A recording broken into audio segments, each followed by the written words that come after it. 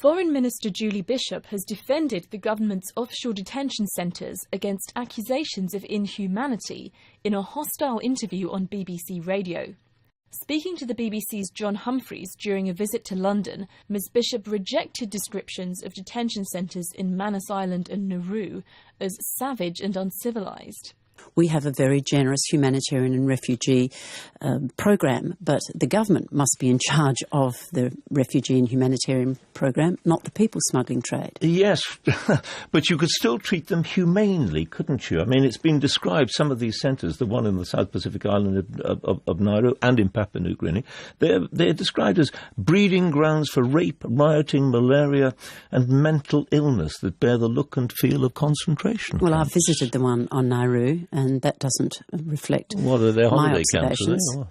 Well, they're not holiday camps because people are clearly having their applications for asylum processed there. It just seems a slightly uncivilised way of doing it, doesn't it? Saying to these people who are desperate anyway, because they fear for their lives in some cases in the countries from which they've fled, saying to them, try and get into Australia and you will be treated pretty savagely. I mean, that's not a very civilised way of going about it. Well, that's not the case. I have visited there and I'm satisfied that the governments of Papua New Guinea and Nauru and the government of Australia are ensuring that people are treated appropriately with dignity. During the interview, Ms Bishop said BBC listeners might not be aware of the number of asylum seekers who have drowned trying to reach Australia by boat. She reiterated the government's intention to halt people smuggling, but faced further criticism. You're effectively operating a kind of Guantanamo Bay, aren't you? No. And in some ways even worse. No, I don't accept that at all.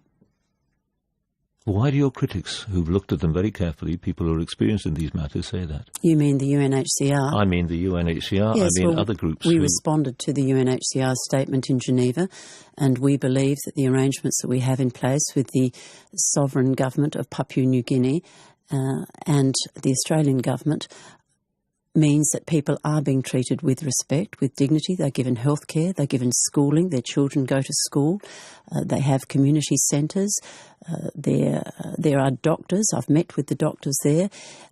The standard of accommodation and the standard of support that they receive in many instances is better than that received by the people of Papua New Guinea. So you're not deterred by the attacks of people like the UN? No, I'm not, because we have managed to, in the last few months, prevent people coming by boat, taking that dangerous journey to Australia, and that's what we promised at the last election. It was an election promise we took to the Australian people. We won that election and we're delivering on that promise.